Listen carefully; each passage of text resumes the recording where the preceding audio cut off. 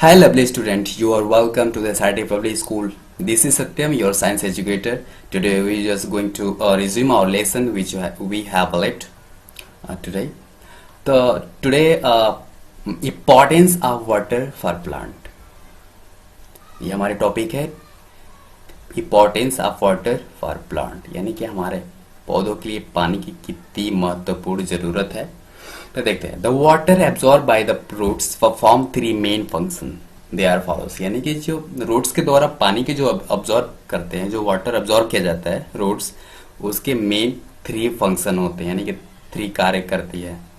उसको देखते हैं। ट्रांसपोर्टेशन, ये आप सोच रहे हो कि पानी ट्रांसपोर्टेशन ये क्या रिलेशन है।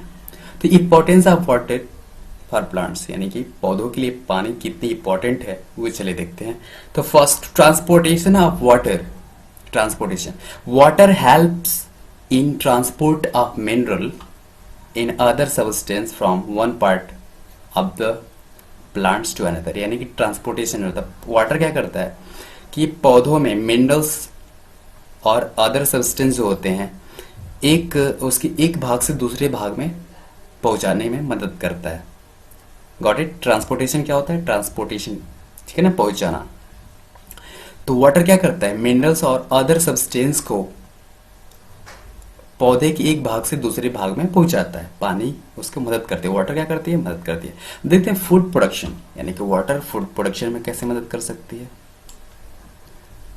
यहां देखेंगे कि वाटर फूड प्रोडक्शन में कैसे मदद कर सकेगी। चलिए, food production, water is one of essential requirement for photosynthesis also with along with the sunlight, carbon dioxide and chlorophyll. That means water एक एसेंशियल रिक्वायरमेंट है फोटोसिंथेसिस के लिए, यानी कि जब भी फोटोसिंथेसिस होती है तो उसमें जो वाटर होता है एक मेन या मुख्य एक रोल निभाता है। किसके साथ? Sunlight, carbon dioxide and chlorophyll. That means ये सारी चीजें होती है, इंपॉर्टेंट होती है। जब क्लोरोफिल, दैट मीन्स जब भी फोटोसिंथेसिस हो, फोटोसिंथेसिस के दौरान हम पौधों की क्या क्या जरूरत होती है? Sunlight, carbon dioxide and chlorophyll and water. ये सारे इन सारी चीजों की जरूरत होती है जब भी वो भोजन बनाता है। दैट मीन्स पौधे अपना भोजन कैसे बनाते हैं? तो फोटोसिंथेसिस करके। तो फोटोसिंथेसिस में ये सारी चीजें फैक्टर्स उसकी जरूरत होती है। नेक्स्ट देखते हैं कूलिंग इफेक्ट, यानी कि वाटर कैसे पौधों को कूल करता होगा। तो देखते हैं। Evaporation of water that take place from the leaf surface help to cool the plants. This take place during the transpiration. That means जब भी ट्रांसपिरेशन होता है पौधों में, तो पौधों से क्या होता है? पत्ते के दौरान जो स्टोमेटा होता है, स्टोमेटा में से जो वेपर्स के रूप में वाटर निकलता है। तो वो वाटर क्या करता है? पौधों को ठंडा रखता है, शीतल रखता है, कोल्ड रखता है। The cooling effect, evaporation of water that take place from the leaf surface help the cool the plants. That means जब भी इवापोरेशन होता है पौधों से, तो पौधों से जो वाटर निकलता है वो पौधों को शीतलता प्रदान करती है, ठंडा पहुंचाती है, कूल रखती है। देखते हैं हम ट्रांसपिरेशन क्या होता है। देखेंगे transpiration is the main, I think transpiration, ठीक है। तो देखते हैं ट्रांसपिरेशन एक्चुअली होता क्या है। ओके, तो transpiration, now look the transpiration.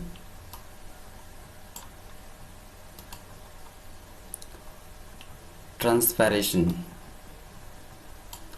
A plant absorbs more quantity of water from the soil than required for its various activity.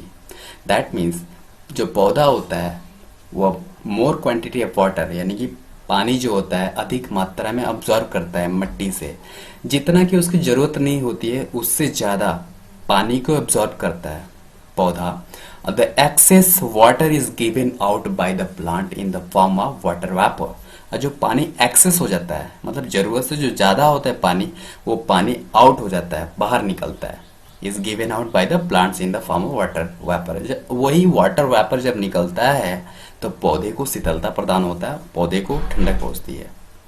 The loss of water in the form of water vapour through the stomata of leaves and other aerial part of plants through is called transpiration. Transpiration किसे कहते हैं?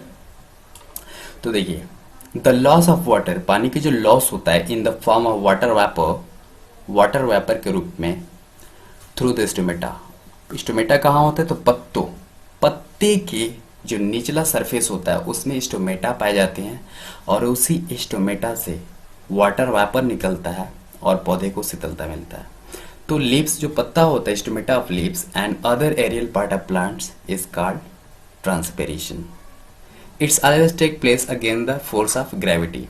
और आपको पता है जब पानी ऊपर निकलता है तो हमें हमेशा प्लांट जो होता है ग्रेविटी के अगेंस्ट पानी को ऊपर की तरफ खींचता है। तो जब भी पानी ऊपर की तरफ जाएगा तो आप ग्रेविटी के अगेंस्ट तो जा रहा है, पौधा क्या कर रहा है? पानी को ऊपर तरफ खींच रहा है और ग्रेविटी है वो नीचे की तरफ खींचती है, तो हमेशा उसके अगेंस्ट वर्क करना पड़ता है।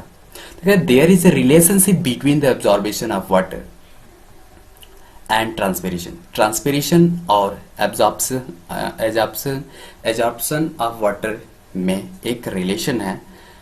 चलिए देखते हैं रिलेशन क्या है।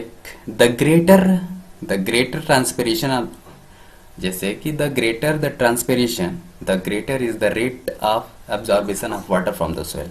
मतलब जितना ही ट्रांसपिरेशन अधिक होगा, ठीक है, जितना ही ट्रांसपिरेशन अधिक होगा उतना ही पानी सोयल से एब्जॉर्ब होगी। यानी कि पौधा क्या करेगा? जमीन से, मट्टी से पानी को ज़्यादा ही एब्जॉर्ब करेगा।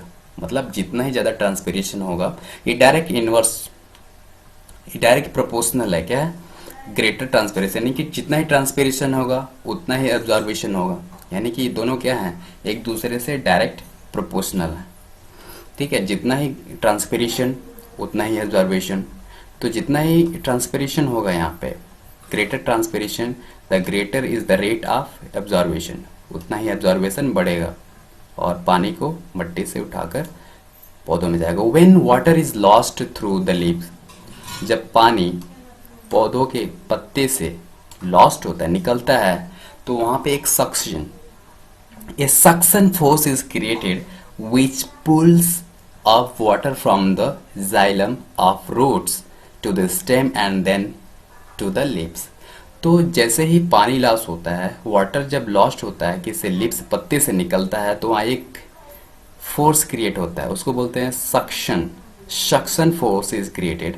वो सक्शन फोर्स एक्चुअली होता है क्या है? अपने कभी कभी कोल्ड ड्रिंक आप ड्रिंक करते हैं, जैसे कि वो स्ट्रा लगा के, जो स्ट्राज होता है उसी तरह से जो पत्ते से जो इवापोरेशन होता है, ट्रांसपिरेशन होता है, ट्रांसपिरेशन के दौरान उसमें एक सक्शन फोर्स क्रिएटेड हो जाता है। दैट मीन्स खींचना, जैसे आप खींचते हो कुछ स्ट्रा लगा के, उसी तरह से एक पाइप के जैसे सक्शन नहीं होता है, तो फोर्स इज क्रिएटेड विच, और वो क्या करता है? वही force pull up the water, पानी को नीचे से, यानी कि रूट से, स्टेम से और पत्तों से क्या करता है? खींचता है ऊपर की तरफ। दिस इज कॉल्ड, और उसको हम क्या बोलते हैं? This is called transpirational pulls. As the result, परिणाम स्वरूप क्या, the amount of water in the roots gets reduce in water from the soil enter to the root hair by the process of osmosis. और परिणाम स्वरूप क्या होता है कि amount of water in the roots, root में जो पानी होती है, जो भी पानी मात्रा होती है, वो धीरे धीरे रिड्यूस होने लगता है। और जो रूट्स, दैट मीन्स जो सोयल में जो वाटर होता है, उस वाटर क्या होने लगता है? रूट्स में इंटर होने लगता है bye the process of osmosis. Osmosis की प्रक्रिया से जो वाटर होती है रूट्स में इंटर होने लगती है। आपको पता है ना कि ऑस्मोसिस एक ऐसी प्रोसेस है जो हायर कंसंट्रेशन से लोअर कंसंट्रेशन की तरफ जाती है। दैट मीन्स अगर जहाँ ज़्यादा पानी है वहाँ नहीं, बल्कि जहाँ ज़रूरत होती है वहाँ पे जाती है। आपने पहले वाली फर्स्ट लेक्चर में आपको मैं बताया ऑस्मोसिस की प्रोसेस, और प्रैक्टिकली मैं बताया हूँ, तो वहाँ पे जाकर आप जरूर फर्स्ट वीडियोस देखेगा। तो this process continuous and water move up, और ये प्रोसेस हमेशा चलता रहता है। This process continuous and water moves up, और इस तरह से ये प्रक्रिया चलती रहती है और पानी ऊपर जाता रहता है। देखेंगे, if the water lost through the transpiration is more than the absorbed by the root hair, यानी कि जितना वो रूट हेयर पानी को ऑब्जॉर्व नहीं किया है, उससे कई ज़्यादा अगर ट्रांसपिरेशन होने लगे तो क्या होगा? If the water loss through the transpiration is more than the absorb by the root hair, यानी कि रूट हेयर से ज़्यादा अगर पानी जितना नहीं ले रहा है उससे कहीं ज़्यादा अगर ट्रांसपिरेशन हो रहा है तो क्या होगा? The plant loss more water resulting in the leaves. अगर वो ज़्यादा पानी लॉस कर रहा है तो उसके पत्ते क्या होने लगेंगे? Leaves, stem and flower to droop. उसके पत्ते गिरने लगेंगे, फ्लावर झड़ने लगेंगे, स्टेम पतली होने लगेगी, और इसी प्रक्रिया को हम बोलते हैं विल्टिंग। उसके पत्ते मुरझाने लगेंगे, दिस इज कॉल्ड विल्टिंग। ठीक है, तो ये सारी चीज़ सुना है। चलिए देखते हैं नेक्स्ट।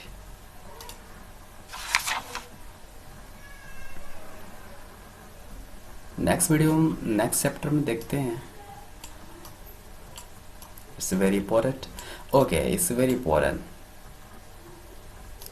यहाँ लिखा है factors affecting the rate of transpiration, यानी कि रेट ऑफ ट्रांसपिरेशन को भी इफेक्ट करने वाले बहुत सारे फैक्टर हैं। देखते हैं rate of transpiration. Affecting the rate of transpiration का मतलब ये है कि कभी ट्रांसपिरेशन पौधों में ज़्यादा होता है और कभी कम होता है। तो आइए चलिए देखते हैं कि हम कब पौधों में ट्रांसपिरेशन ज़्यादा होता है और कम होता है।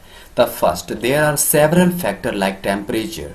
बहुत सारे ऐसे फैक्टर हैं जैसे टेम्परेचर हो गया, wind, humidity, that affect the rate of which transpiration take place. यानी कि ये सारे क्या करते हैं? ट्रांसपिरेशन रेट को बढ़ाते रहते हैं, घटाते रहते हैं। This factor is follow. देखते हैं सबसे पहले टाइम ऑफ द डे। दिन के दौरान क्या होता है कि light increase the rate of transpiration as light cause the stomata to open. देखिए दिन के दौरान क्या होता है, पौधों में ट्रांसपिरेशन अधिक होता है। क्योंकि दिन के दौरान स्टोमेटा जो ओपन रहता है, रात में स्टोमेटा बंद हो जाता है और दिन के दौरान स्टोमेटा ओपन रहता है, जिसके वजह से दिन के दौरान ट्रांसपिरेशन ज्यादा होता है। यानी कि वाटर लॉस, पौधा वाटर लॉस ज्यादा करता है दिन के दौरान। The stomata in leaves are open during the day and are close at the night. अभी मैंने जैसे बताया कि स्टोमेटा होता है जो दिन के दौरान खुला रहता है, रात के दौरान बंद रहता है। दस इस प्रकार more transpiration take place during the day time. That means दिन के दौरान ट्रांसपिरेशन अधिक होता है। चलिए देखते हैं टेम्परेचर कितना इफेक्ट करता है। टेम्परेचर हम देखेंगे, temperature higher the temperature faster in the rate of evaporation. मतलब जितना ही टेम्परेचर गर्म दिन होगा उतना ही इवेपोरेशन बढ़ेगी। ठीक है, तो देखते हैं therefore transpiration of faster is faster on hot day as compare to the cold day. That means ठंडे के दिनों में ट्रांसपिरेशन कम होता है पौधों से, यानी कि शरद के दिनों में पौधे जो होते हैं लॉस वाटर की लॉस बहुत कम होती है। और लेकिन वही जब गर्मी के दिन आती है तो वाटर आपने कभी भी ऑब्जर्व किया होगा कि जैसे कभी पेड़ के या पौधों के नीचे से गए होंगे तो उसके पेड़ के पत्तों से बहुत सारे वाटर वेपर्स, कभी बूंद, ड्रॉपलेट्स आपके सर पे या आपके फेस पे पड़ा होगा। तो आप भी ऑब्जर्व किए होंगे कि हाँ, कि जो ट्रीज होते हैं, प्लांट्स होती हैं, वो भी क्या करते हैं? ट्रांसपिरेशन करते हैं। वो वाटर कहाँ से आता है? उसके जड़ से। जड़ फिर पत्ते से वो इवापोरेट हो जाता है, ट्रांसपिरेशन होता है वहीं से। तो देखते हैं ह्यूमिडिटी क्या इफेक्ट डालता है। ह्यूमिडिटी का मतलब होता है ऐसे दिन नहीं, ऐसी हवा, ह्यूमिडिटी, और ऐसे एयर जिस एयर में क्या होता है? मॉइस्चराइजर, यानी कि वाटर प्रेजेंट होता है। ठीक है, ह्यूमिडिटी उसी को बोलते हैं। जैसे देखते होंगे कि जब भी बारिश होने वाली होती है तो चारों तरफ ह्यूमिडिटी मतलब हवा में क्या होती है? वाटर की कुछ अमाउंट आ जाती हैं और हवा नमी, मॉइस्चर हो जाता है। दैट मीन्स हवा में नमी हो जाती है, उसी को बोलते हैं ह्यूमिडिटी। तो transpiration is lower on A humidity day, यानी कि ह्यूमिडिटी दिनों, ह्यूमिड डे के दिन जो ट्रांसपिरेशन होता है वो कम हो जाता है। Because of air already contain a lot of moisturiser, यानी कि हवा में खुद ही पानी उपस्थित रहता है और उसी तरह से पेड़ खुद ही ठंडा रहता है, तो उसकी ट्रांसपिरेशन करने की कोई जरूरत नहीं होती है। विंड, हवा, wind carries away wind carries away moisture laden air with it। जब हवा बहती है आपको देखा है कि कपड़े भी सूख जाते हैं जब हवा बहती है तो यहाँ पे हवा जब बहती है तो ट्रांसपिरेशन भी अधिक होता है। The rate of transpiration increase on a windy day since water evaporate faster from the leaf. इसी तरह से जो लीफ से जो वाटर होता है वो जल्दी इवापोरेट हो जाता है जिसकी वजह से ट्रांसपिरेशन ऑफ रेट बढ़ जाती है। तो I hope this is clear to you. अब देखिए इंपॉर्टेंस ऑफ ट्रांसपिरेशन, यानी कि ट्रांसपिरेशन की महत्वपूर्णता क्या है, इंपॉर्टेंस क्या है, जरूरत क्या है। तो पौधों में ट्रांसपिरेशन होने चाहिए या नहीं होना चाहिए, चलिए देखते हैं क्यों होना चाहिए और कैसे होता है।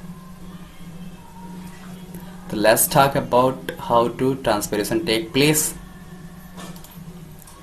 देखते हैं transpiration is important to the plant for the following reason.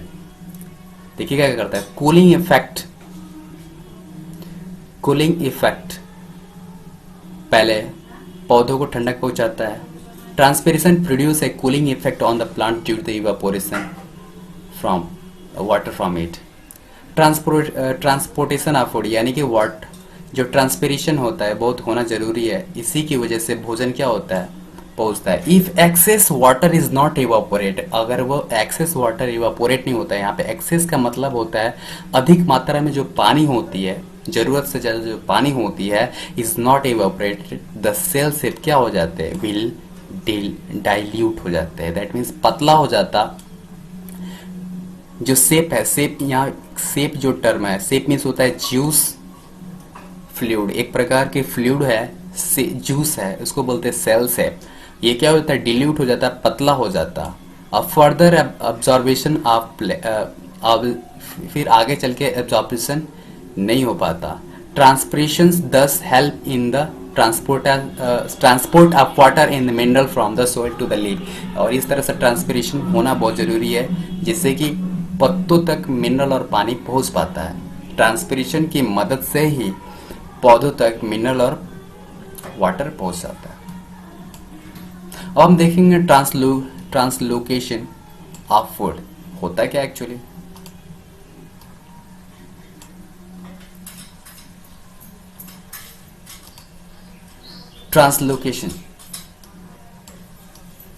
Translocation, ठीक है, यहां देखिए ट्रांसलोकेशन ऑफ फूड। तो देखिए the transport of food from one part of the plant to another is called translocation of food, यानी कि पौधे के एक भाग से दूसरे भाग तक भोजन को पहुंचाना ही ट्रांसलोकेशन ऑफ फूड कहलाता है। Got it. The food prepared in the leaf is translocated to the different part of the plant by the phloem, यानी कि पौधे में जो भोजन बन जाता है, फोटोसिंथेसिस करने के बाद जो भोजन बन जाता है, पौधों में जो भोजन होता है, उस भोजन के पौधे के हर एक भाग में पहुंचाना होता है। तो वो किसके माध्यम से पहुंचता है, तो वो फ्लोएम। तो एक फ्लोएम होता है जिसके माध्यम से पहुंचाई जाती है। एक वास्कुलर टिश्यूज होता है जैसे जाइलम और फ्लोएम। जाइलम क्या करता है, वो सिर्फ वाटर और मिनरल को पत्ते तक ले जाता है, जड़ से लेकर पत्तों तक पहुंचाता है। वही जो फ्लोएम होता है पत्तों से भोजन लेकर पौधे के सारे भागों में पहुंचाता है। That's clear. The sieve tubes, देखिए the sieve tube of phloem are placed one above the other to the form long tube through the which food is transported. यहाँ देखिए ये सीव ट्यूब, ये जो ऊपर से आ रही है ये फ्लोएम है, फ्लोएम, ठीक है। ऊपर से जो एरोज दिख रहा है, यानी कि ऊपर से क्या करेगा, जब पत्ते से भोजन नीचे लेकर आएगा तो ये जो नीचे की तीर दिखाई दे रही है ये फ्लोएम है, और जो ये ऊपर की तरफ एरो दिखाई दे रहा है ये जाइलम है। तो यहाँ आप देख सकते हैं ये जो है यह सीव मीन्स होता है छन्नी जो होता है सीव लगी हुई है, ताकि जो अदर पार्ट्स होते हैं, जो बिगर पार्ट्स होते हैं, वो वहां से पास नहीं होगा, क्रॉस नहीं होगा। देखेंगे यहाँ पे कि a seed tube phloem are placed one above the other to the form long tube through the which food is transported. Foods move in both upward and downward direction, unlike water, which moves in xylem in only upward. देखिए food जो होता है वो ऊपर भी जाता है नीचे भी, यानी कि डाउनवर्ड भी होता है। यहाँ देखिए अपवर्ड भी जाता है, डाउनवर्ड भी जाता है, ऊपर की तरफ भी जाता है और नीचे की तरफ जाता है। पानी की जैसे नहीं, पानी सिर्फ ऊपर की तरफ जाता है, नीचे की तरफ नहीं आता है, ठीक है। तो unlike water is which move the xylem only the upward, क्योंकि जाइलम जो होता है मिनरल और वाटर जड़ से लेकर ऊपर की तरफ होने जाता है। Now this topic nutritions required by plants. जैसे हम लोगों को विटामिन की जरूरत होती है, न्यूट्रिशंस की जरूरत होती है, उसी तरह पौधों को भी न्यूट्रिशंस की जरूरत होती है। Nutritions required by plants, plants require certain element for their growth, यानी कि प्लांट्स को भी बढ़ने के लिए विटामिन न्यूट्रिशंस की जरूरत होती है। And develop as known as the plant nutritions, means जो न्यूट्रिशंस पौधों को बढ़ने के लिए होता है उस न्यूट्रिशंस को हम प्लांट न्यूट्रिशंस बोलते हैं।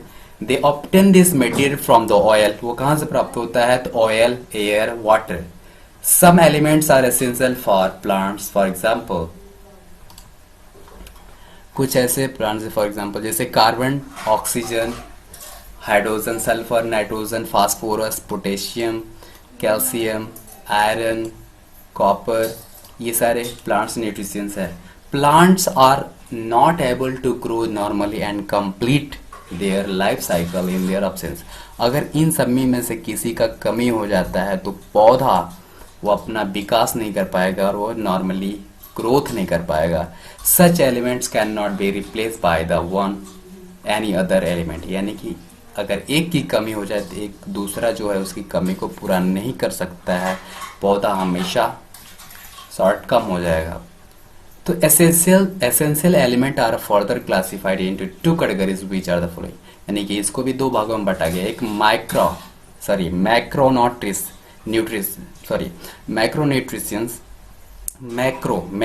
मैक्रोन्यूट्रिशंस मीन्स मेजर एलिमेंट, मतलब जो मुख्य होते हैं। This element are required for plants in large quantity.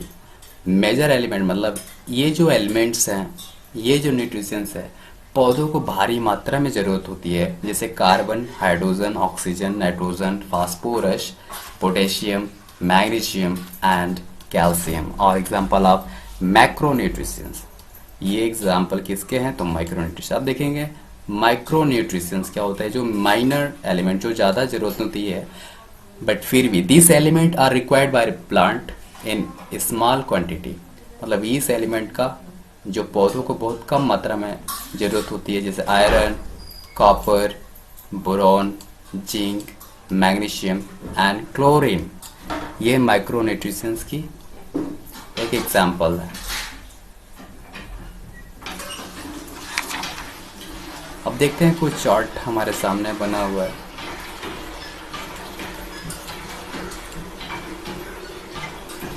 अगर इसकी डिफिशियंसी से हमें पौधों के क्या होता है, जैसे कि हमें विटामिन की कमी से हम बहुत सारे डिसीज हो जाती हैं, उसी तरह से इन पौधों को भी अगर इन चीज़ों इस न्यूट्रिशंस की कमी हो जाती है तो क्या होती है?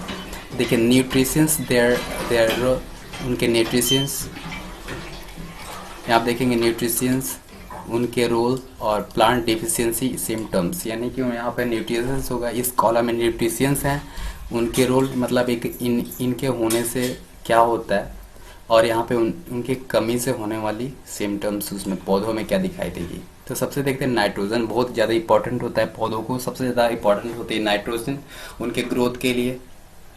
तो मेजर कंस्ट्रेंट ऑफ प्रोटीन, यानी कि नाइट्रोजन क्या है? प्रोटीन एक मेजर कंस्ट्रेंट है क्लोरोफिल के लिए भी और प्रोटोप्लाज्मा के लिए भी। ये क्या करता है? Help in the rapid growth, यानी कि पेड़ को बहुत तेजी से ग्रोथ लाता है नाइट्रोजन से। तभी तो हम फर्टिलाइजर छिड़काव करवाते हैं, स्प्रेडिंग कराते हैं नाइट्रोजन में, फर्टिलाइजर यानी कि यूरवक जो हम छिटवाते हैं खेतों में, उसमें नाइट्रोजन होती है 46%। तो क्या करती है? पौधों को बहुत तेजी से ग्रोथ देती है, रैपिडली स्टंट। अगर इसके कमी से होने वाली क्या प्रॉब्लम हो जाती है कि पौधों का ग्रोथ रुक जाता है, उसके पत्ते पीले होने लगते हैं, purple appearance on stem, petioles and under side of leaves, यानी कि पत्ती जो होती है, पत्ते पर्पल दिखाई देने लगते हैं, उसकी स्टेम, पेटियोल और अंडर साइड ऑफ लीव्स की जो होती है वो पर्पल दिखाई देना। फास्फोरस क्या होता है?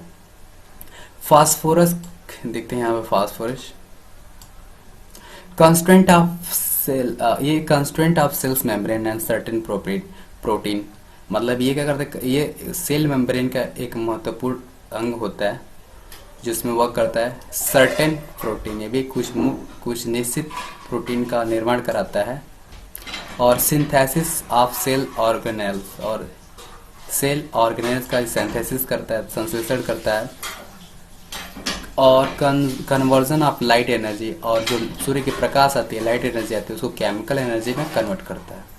और इसके ना होने से, इसकी कमी से होने वाली दिक्कत एन इंटेंस ग्रीन कलरेशन इन लीव, यानी कि पत्तों में एक बहुत तेजी से हरी कलरेशन होने लगता है। Pre mature fall of leaf, यानी कि अगर पत्ते अभी नए निकल रहे हैं फिर, लेकिन वो तुरंत ही गिरने स्टार्ट कर देंगे। लेट फ्लोरिंग, यानी कि फूल का बनना बहुत धीमा हो जाएगा।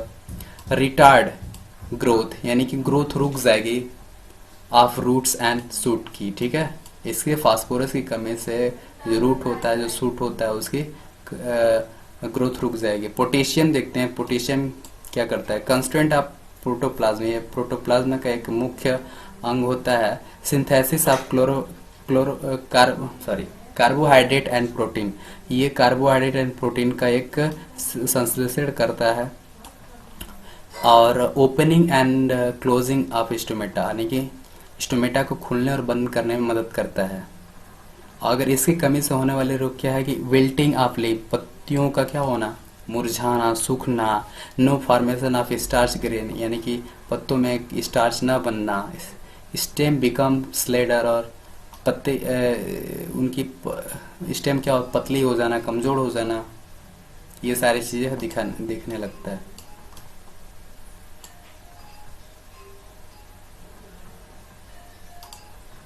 यहाँ देखेंगे मैग्नीशियम, मैग्नीशियम लास्ट, ये क्या करता है, सिंथेसिस ऑफ क्लोरोफिल, यानी क्लोरोफिल की संश्लेषित करता है, संश्लेषण करता है।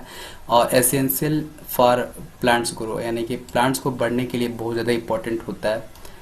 अगर इसकी कमी से होने वाले रोग क्या है कि ये पौधे का ग्रोथ एकदम स्लो हो जाता है और पत्तियां पीली होने लगती है। अब माइक्रो न्यूट्रिशंस की बात करेंगे, जैसे आयरन हो गया, तो आयरन क्या करता है, वेरी एसेंशियल है फॉर्मेशन ऑफ क्लोरोफिल, ये क्लोरोफिल बनाने में मदद करता है।